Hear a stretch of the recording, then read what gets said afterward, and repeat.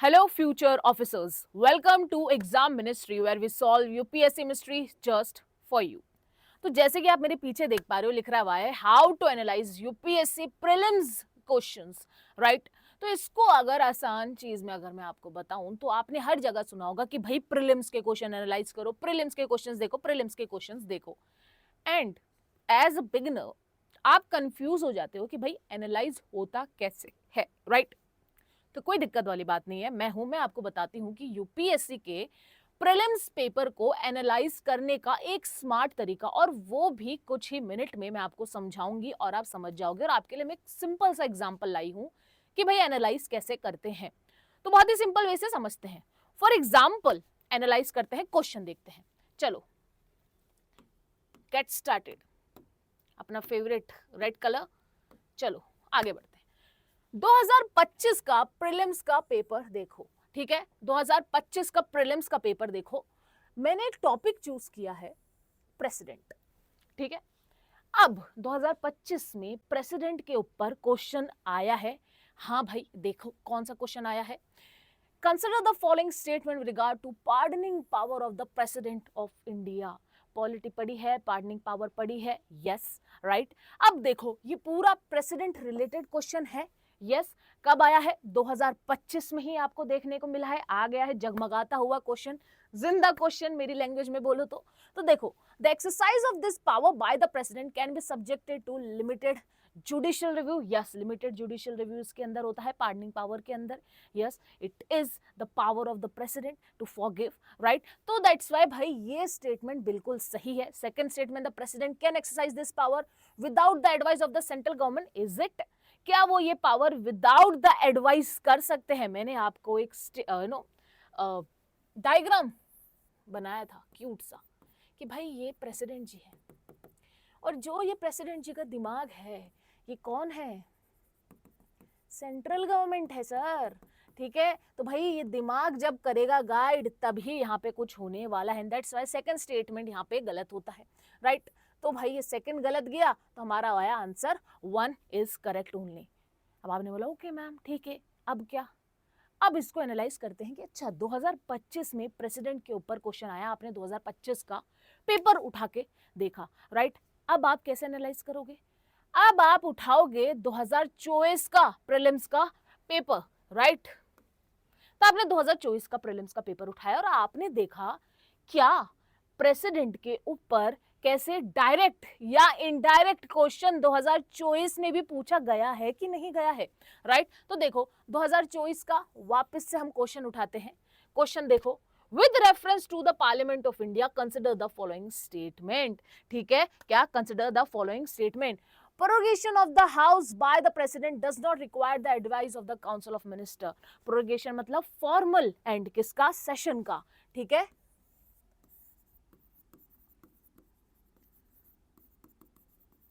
ठीक है, तो क्या यहाँ पे प्रेसिडेंट को यहाँ पे सेशन को प्रोरोगेट करने के लिए रिक्वायर है advice of the council of minister? Yes, required है।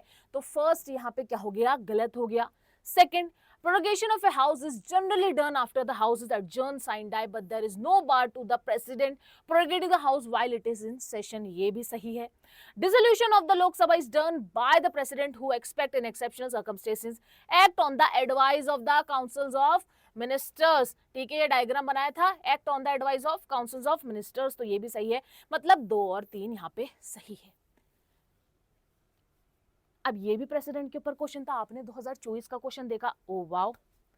अब क्या एनालाइज करें? अब चलो वापस से बैक 2023 पे, 2023 पे उठाते हैं क्वेश्चन, और देखो 2023 में भी प्रेसिडेंट से रिलेटेड क्वेश्चन है। वापस देखते हैं क्वेश्चन 2023 का।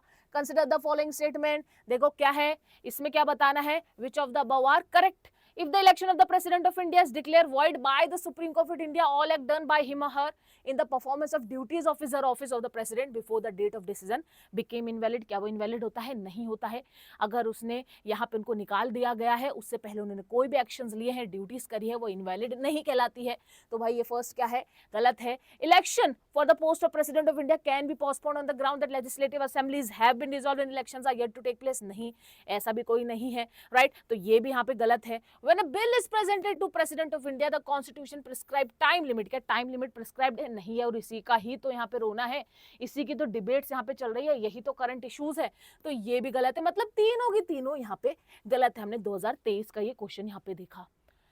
ओके मैम, इससे क्या करना है? वापस से एक साल पीछे जाओ, 2022 में सर, 2022 में जाओ, फिर प्रेसिडेंट रिलेटेड क्वेश्चन आ गया, फिर देखिए आप, फिर जिंदा क्वेश्चन यहाँ पे दे दिया यूपीएससी ने प्रेसिडेंट रिलेटेड। देखो, consider the following statement, which of the above are correct. देखो, a bill amending the constitution require prior recommendation of the president of India. क्या प्रायर रिकमेंडेशन चाहिए होती है? नहीं चाहिए होती है। प्रायर रिकमेंडेशन किस किस के अंदर चाहिए होती है? Money bill, finance bill type 1, right, तो उसके लिए प्रायर रिकमेंडेशन चाहिए होती है, तो फर्स्ट बिल्कुल गलत है। Second, when a constitutional amendment bill is presented to President of India, it is obligatory for the President to give his assent. Yes, it is. Next, a constitutional amendment bill must be passed by both the houses. राज्य सभा by special majority और joint sitting नहीं है, ये भी सही है। तो 2 और 3 यहाँ पे सही है। 2022 में ये क्वेश्चन गिवन है प्रेसिडेंट के ऊपर, ठीक है। तो क्या अब वापस से एक साल पीछे का जब आप क्वेश्चन पेपर उठाओगे और उसमें भी आप देखोगे क्या प्रेसिडेंट रिलेटेड क्वेश्चन है, तो देखो भाई 2021 में भी प्रेसिडेंट रिलेटेड क्वेश्चंस है। देखिए, consider the following statement which select the incorrect answer. Incorrect क्या है?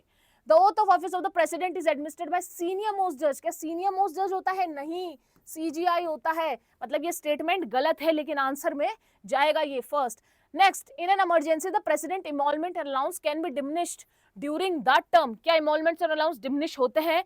नहीं होते हैं। आर्टिकल 59, ठीक है, तो मतलब ये स्टेटमेंट भी गलत है, तो ये भी आंसर में आएगा। Next, the president can resign by addressing the letter to the chief justice of India. Exactly, तो भाई लगाएंगे भी यही और निकालेंगे भी, मतलब निकालने का जो होगा ये लेटर होगा, ये भी इन्हीं को ही देना होगा। तो अब हमने क्या करा? हमने देखा कि भाई 2025 से जब हम जाते हैं 2024, 23, 22 और 21, तो हो क्या रहा है? रिपीटेड क्वेश्चन प्रेसिडेंट के टॉपिक पे आ रहे हैं, और ये होता है फेवरेटिज्म ऑफ यूपीएससी, जो आप एस्पिरेंट को पता होना चाहिए। ये होता है फेवरेटिज्म। इसका मतलब यूपीएससी यहां पर एक टॉपिक उठाएगी और ऐसा होता है ना कि स्टूडेंट में कि ये मेरा फेवरेट बच्चा है, तो मतलब ये मेरा फेवरेट टॉपिक है, मैं हर साल इसमें से देने वाला हूं क्वेश्चन। और इसका मतलब क्या है कि कोई अगर यूपीएससी क्रैक करना चाहता है तो ये टॉपिक आपको बाय हार्ट होना चाहिए। And UPSC always repeat the favourite topic again and again. और तो एनालाइज क्या होगा? एनालाइज ये होगा कि आप लास्ट के 10 या 15 इयर्स के पेपर उठाओगे और इस तरीके से एनालाइज करोगे कि भाई फेवरेट टॉपिक क्या है यूपीएससी का और क्या मुझे पढ़ के जाना ही जाना है, क्या मैं स्किप नहीं कर सकता अगर मुझे यूपीएससी निकालना है तो। समझ में आ गया? तो इस तरीके से आपको प्रीलिम्स के क्वेश्चन एनालाइज करने हैं। तो मतलब आपको सब बोलेंगे एनालाइज करो, मैं आपको ये चीज बता रही हूं कि इस तरीके से एनालाइज करो। UPSC plays favouritism in the prelims paper. बार बार जो टॉपिक्स आए हैं लगातार आए हैं, आगे भी आएंगे, राइट। अभी जो आपका आने वाला पेपर है देखना, इनमें से रिलेटेड ही क्वेश्चंस आएंगे, राइट। प्रेसिडेंट रिलेटेड भी आएंगे, प्रीलिम्स में नहीं तो मेंस में दे देगा, लेकिन फेवरेटिज्म में जरूर खेलता है यूपीएससी। एंड दैट्स व्हाई इसी तरीके से आपको एनालाइज करने हैं अपने प्रीवियस ईयर के पीवाईक्यूज, राइट। तो अब जब हमने एनालाइज करा 2025 से 2021, क्या आपको दिमाग में आ कि भाई प्रेसिडेंट हमें छोड़ना नहीं है पॉलिटी का टॉपिक, राइट। ऐसे ही जितने भी आपके सब्जेक्ट्स के टॉपिक है बार बार जो रिवाइज हो रहे हैं वो टॉपिक्स पकड़ो, एक लिस्ट बनाओ कि ये टॉपिक रिपीट हो रहे हैं और ये टॉपिक मुझे पढ़ के जाने ही है। इसी तरीके से आप अपने प्रीवियस ईयर को गोल्ड की तरह यूज कर सकते हो, राइट। तो ये गोल्ड है आपके लिए जो यूपीएससी आपको प्रोवाइड करता है। जो सीरियस एस्पिरेंट है वो इसको यूज करेगा और आगे बढ़ेगा, एग्जाम को क्लियर करेगा।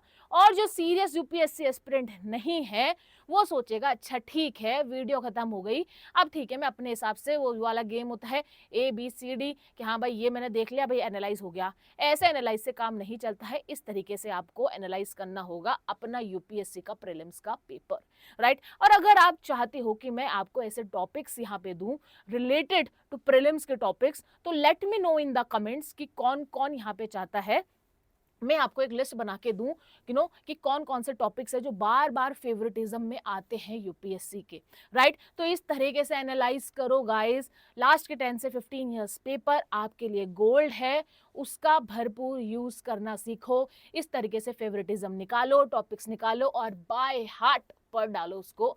फिर यूपीएससी और आपके बीच में जो ये गैप है ना कि नहीं हो रहा टाइम निकले जा रहा है, वो कम होने लग जाएगा और आपको खुद को इसका इम्पैक्ट देखने को मिलेगा, राइट। तो चलो ऐसे ही इंफॉर्मेटिव क्लास के लिए do follow exam ministry. Also if you need any kind of mentoring, any questions, drop your query in the comment section. Also there are number of the exam ministry here, we provide free mentorship for all the aspirants, right। तो अगर आपको कोई भी mentorship चाहिए, कोई भी problem है, do call in this number as well। तो चलो मिलते हैं नेक्स्ट क्लास में, बाय बाय, टेक केयर।